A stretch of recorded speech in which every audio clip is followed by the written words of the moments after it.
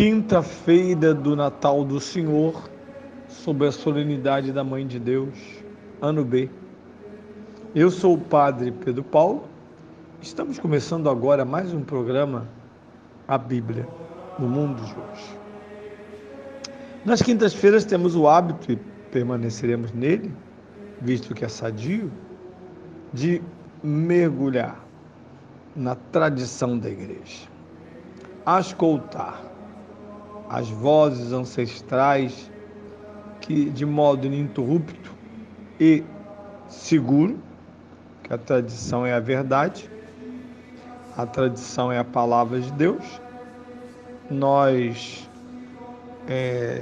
somos acompanhados, instruídos, desde a primeira hora em que a igreja começa sua ação apostólica.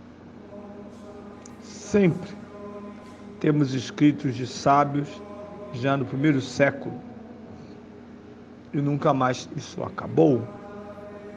Alguns se destacam mais do que outros, mas todos contribuem para esse tapete mosaico que são as meditações, os comentários, a inteligência da fé que é própria da tradição católica.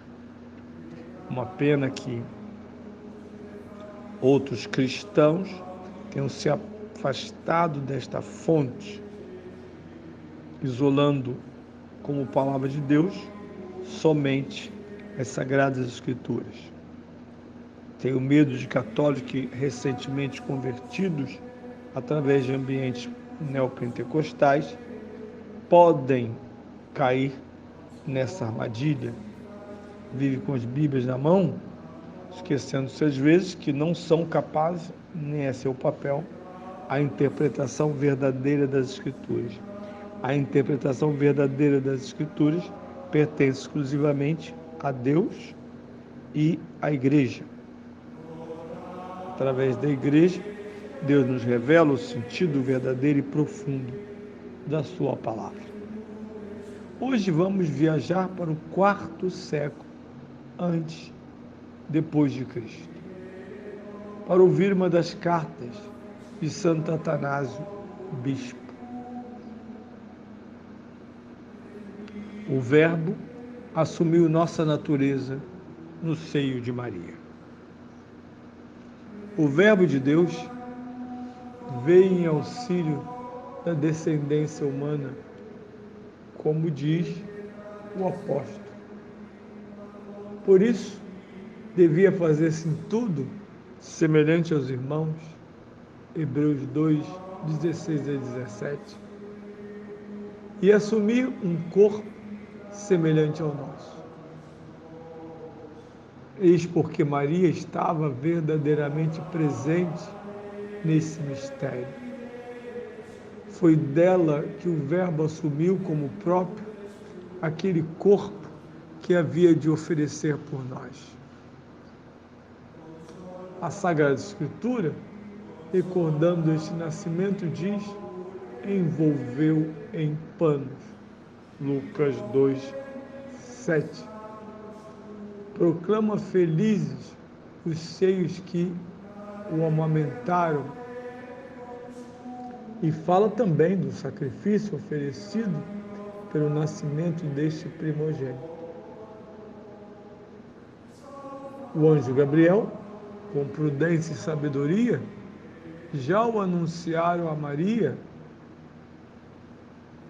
Não lhe disse simplesmente aquele que nascer em ti, para não se julgar que se tratava de um corpo extrínseco nele introduzido, mas de ti, como está traduzido, obviamente, perfeitamente, pela abandonada Vulgata Latina, no capítulo 1 de São Lucas, versículo 35, e o credo vai acolher isso, para se acreditar que o fruto desta concepção procedia realmente de Maria. Assim foi que o Verbo, recebendo a nossa natureza humana, e oferecendo-a sem sacrifício, assumiu-a em sua totalidade para nos revestir depois de sua natureza divina. Segundo as palavras do apóstolo, é preciso que este ser corruptível se vista de incorruptibilidade. É preciso que este ser mortal se vista de mortalidade. Primeira carta aos Coríntios, capítulo 15, versículo 53. Essas coisas não se realizaram de maneira fictícia, como julgam alguns, o que é inadmissível. Nosso Salvador fez-se verdadeiro homem, alcançando assim a salvação do homem na sua totalidade. Nossa salvação não é absolutamente algo fictício, nem limitado só ao corpo, mas realmente a salvação do homem todo, corpo e alma, foi realizada pelo Verbo de Deus. A natureza que ele recebeu de Maria era uma natureza humana, segundo as divinas Escrituras, e o corpo do Senhor era um corpo verdadeiro. Digo verdadeiro porque era um corpo idêntico ao nosso. Maria, portanto, nossa irmã, pois todos somos descendentes de Adão. As palavras de João, o Verbo se fez carne, João 1,14, tem o mesmo sentido que se pode atribuir a uma expressão semelhante de Paulo. O Cristo fez maldição por nós, Gálatas 3,13. Pois de íntima e estreita união com o Verbo, resultou para o corpo humano em engrandecimento sem par. De mortal, tornou-se mortal. Sendo animal, tornou-se espiritual. Terreno, transpôs as portas do céu.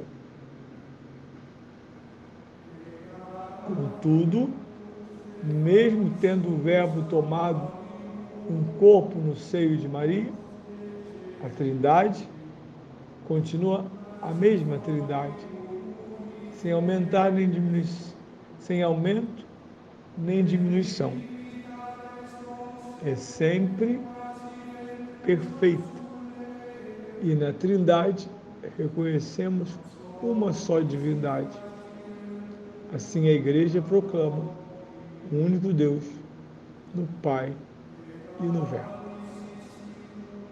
Palavras magníficas, vindas desse sábio Santo Atanásio. A palavra Atanásio significa aquele que não morre, Thanatos, mas o prefixo negativo, ou seja, um imortal, como atribuímos à nossa Academia de Letras. Ele descreve com profundidade e clareza o que ocorre em cada Natal. De que maneira a natureza humana da Virgem Maria, a Imaculada Conceição, fornece ao mistério da salvação o corpo, oblação do menino e do homem, Jesus, o Cristo.